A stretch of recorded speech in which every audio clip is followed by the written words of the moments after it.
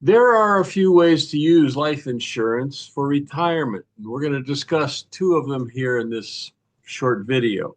The first way is to use life insurance for retirement that we will discuss requires the policy to have cash value built up in the policy. So term insurance cannot be used for this first way. Universal insurance policies generally are not so well suited for this strategy either, simply because the cash value of universal policies is not guaranteed. And the fees intrinsic to universal policies can and often do increase and so deplete the cash value. And that leaves us with whole life insurance policies as being the best for this first strategy, and especially those participating whole life policies that have been designed for maximum cash value growth. Aloha, I'm Stan Cox, principal broker and strategist with SC Finance Strategies and Insurance Consultants. I'm also the author of the books on the tax-free cash growth warehouse strategy, and I'm the managing director of the Hawaii Financial Free Thinkers Academy, a nonprofit financial literacy education organization. For the past several years, I have focused on and specialized in the infinite banking concept and developing the tax-free cash growth warehouse finance strategy. So if you find this to be helpful, please like this video and subscribe to this channel and share it with your family and friends. Also, please post your questions and comments here. As I mentioned, a participating whole life policy designed for maximum cash value growth is the best option for this retirement strategy, primarily because it will typically have a good deal of cash value built up by the time we want to use it for retirement income. Policies designed for infinite banking, by definition, should be designed exactly this way for the greatest cash value growth and availability for leveraging by means of policy loans and the use of the infinite banking tax-free cash growth warehouse strategies. Guess what? This strategy is one of those. So for this example, let's say you've had your policy for at least 15 years and you have at least $150,000 in cash value of your policy when you want to start using it to supplement your retirement income. Of course, you can always take policy leverage loans as long as you have available cash value in your policy. But of course, those policy loans do charge interest. And even though the dividend interest gained in your policy is greater than the simple interest charged for the policy loans, and the dividend interest is paid on the entire balance of your cash value, where the policy loan interest is only charged on the amount of the loan balance totals, that loan interest does need to be paid. So the first part of the income that you'll want to take out of your policy is the amount that you've paid into the policy as premiums. This is called the cost basis. And the reason you'll want to take that money first is because you've already paid income tax on it. So you'll be able to take it out of the policy without paying any more tax on it. And there is no RMD or required minimum distribution on the money in your life insurance policy. So you can withdraw, or what is called taking a partial surrender of the policy, any amount or percentage of the cash value that you want, and tax-free.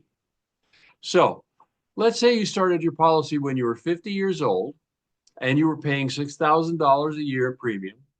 Now at retirement age 65, you've been paying premiums for 15 years. Simple math tells us that you've paid in $90,000 in that time. That's your cost basis.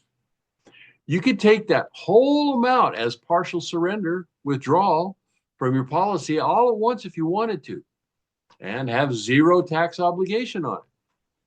You already paid income tax on that money before you paid it into your policy, so you don't have to pay it again.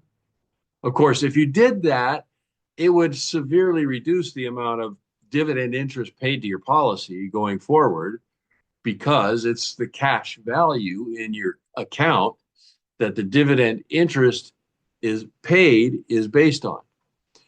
The more prudent way is to take money from the cost basis of your policy is to take smaller annual or otherwise regular installments. But it's entirely up to you how much and when you take those partial surrenders. Now, let's say you've continued to pay the premiums on your policy as you've taken those partial surrenders or as tax-free retirement income. And now it's 10 years later. If you had $150,000 in your cash value when you started taking those partial surrenders, and you've taken $90,000 out over the last 10 years, you will now have about $100,000 remaining in your cash value. I can't be exact on the amount due to the fact that the dividend interest may vary from year to year, but we can be pretty certain that all of the $50,000 that you've paid in over the last 10 years in premium has gone into the cash value and more.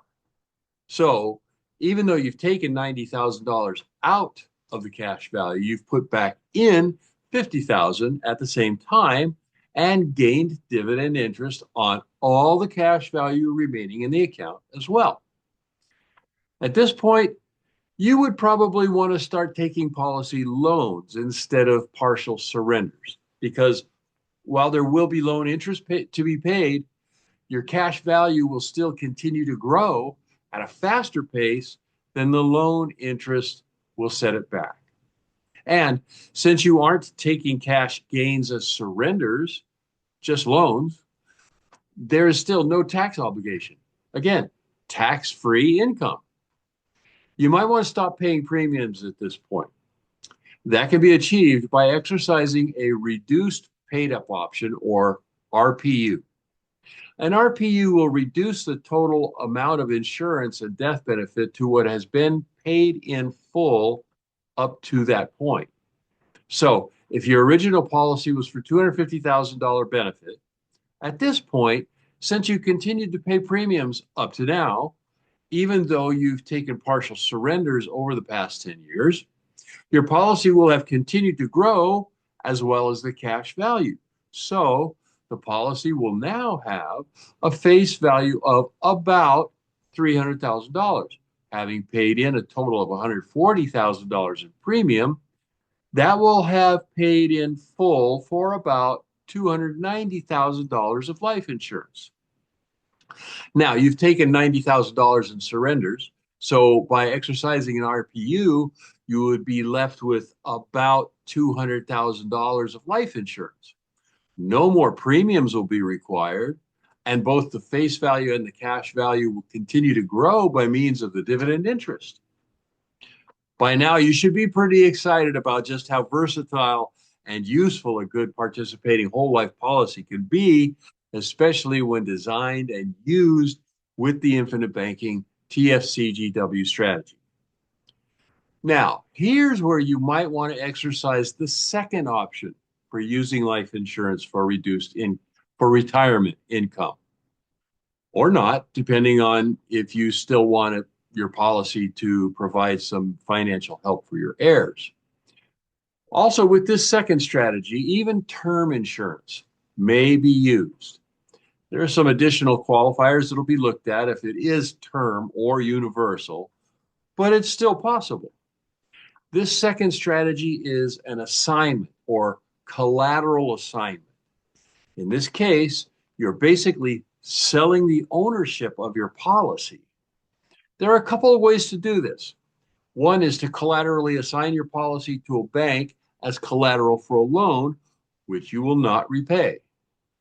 There are also some companies whose business is buying life insurance policies from people who don't want them anymore.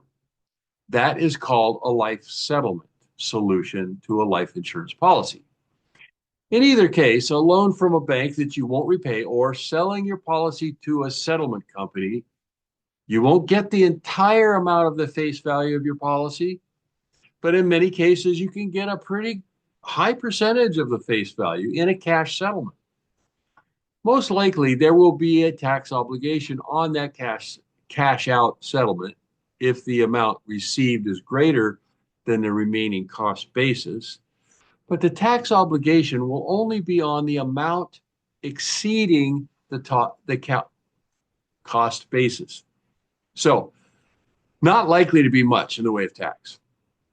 This collateral assignment or settlement option is not one that is spoken of very often. Certainly not an option that I personally generally volunteer, but it is an option and one that can be very helpful in some cases and definitely something of interest to some folks. So I feel in the interest of full transparency and general education about the benefits of life insurance, it should be talked about. I hope you found this to be informative and helpful. Please like this video and subscribe to this channel and share it with your family and friends. Also, please post your questions and comments here.